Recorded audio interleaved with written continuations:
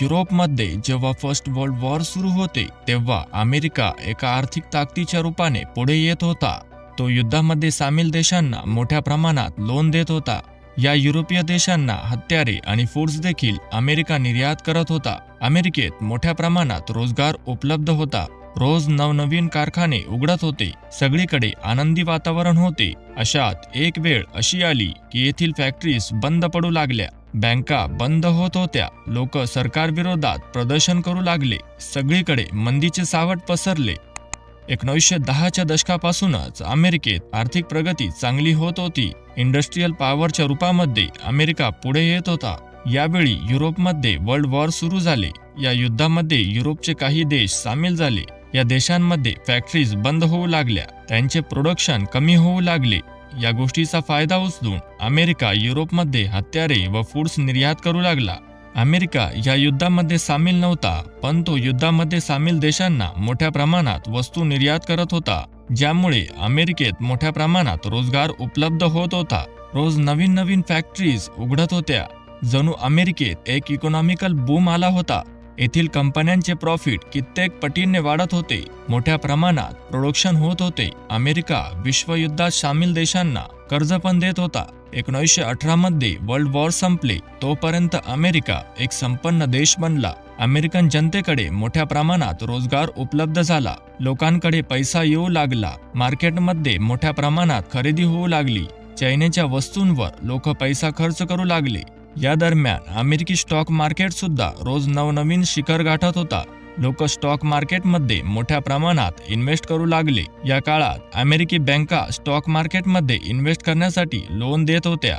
1929 पर्यंत अशा बँकांची संख्या 25,000 पर्यंत पोहोचली। स्टॉक मार्केटमध्ये चांगला परतावा मिळत असल्यामुळे लोक सुद्धा स्टॉक मार्केटमध्ये मोठ्या इन्व्हेस्टमेंट करत होते। पण 24 ऑक्टोबर 1929 ला अमेरिकी स्टॉक मार्केटमध्ये मोठा रिसेशन बघायला मिळाला। या दिवशी मार्केटमध्ये मोठा उतार झाला। लगातार वाढत असलेले स्टॉक मार्केट अचानक कोसळले।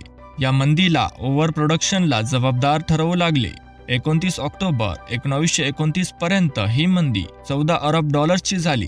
या मंदीमुळे अमेरिकी स्टॉक मार्केट जवळजवळ क्रॅश झाला। या दिवशी 1,63,00,000 शेअर्स विकले गेले।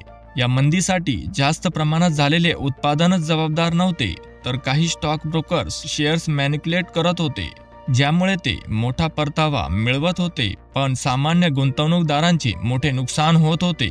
लोकांमध्ये स्टॉक मॅनिप्युलेशनची बातमी पसरली तर लोक मोठ्या प्रमाणात आपले शेअर्स सेल करू लागले। यामुळे तर स्टॉक मार्केट अधिकच क्रॅश होऊ लागला। हजारो लोकांचे पैसे यामध्ये बुडाले।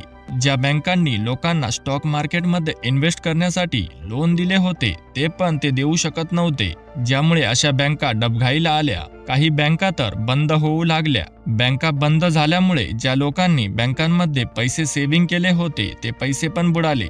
मंदीमुळे कारखाने बंद पडू लागले। बेरोजगारी वाढू लागली। लोकांमध्ये सरकारविरोधात असंतोष निर्माण होऊ लागला। जागोजागी लोक सरकारविरोधात प्रदर्शन करू लागले। ही मंदी अमेरिकेपुरती मर्यादित नव्हती, तर संपूर्ण जगात याचे परिणाम दिसत होते। 1933 पर्यंत अमेरिकेत या मंदीचे खूप परिणाम बघायला मिळाले। येथे बेरोजगारी दर उच्चांकाला पोहोचला। लोकांकडे खाण्यासाठीही पैसे नव्हते। या दरम्यान 1933 मध्ये अमेरिकेत इलेक्शन्स झाले। यात फ्रँकलिन रूझवेल्ट अमेरिकेचे नवे राष्ट्राध्यक्ष झाले। फ्रँकलिन रूझवेल्ट यांनी राष्ट्राध्यक्ष झाल्यावर अमेरिकेत नवीन नियमावली तयार केल्या। त्यांनी बँका, स्टॉक मार्केट व मार्केटसाठी नवीन नियम तयार केले। यामुळे हळूहळू अमेरिकेत मंदी कमी होऊ लागली। काही वर्षांमध्ये अमेरिकेत मंदीचा प्रभाव मोठ्या प्रमाणात कमी झाला। या दरम्यान युरोपमध्ये पुन्हा विश्वयुद्ध सुरू झाले। अमेरिकेने पुन्हा या देशांमध्ये हत्यारे, फूड्स निर्यात करायला सुरू केले व तो पुन्हा एक संपन्न देश झाला।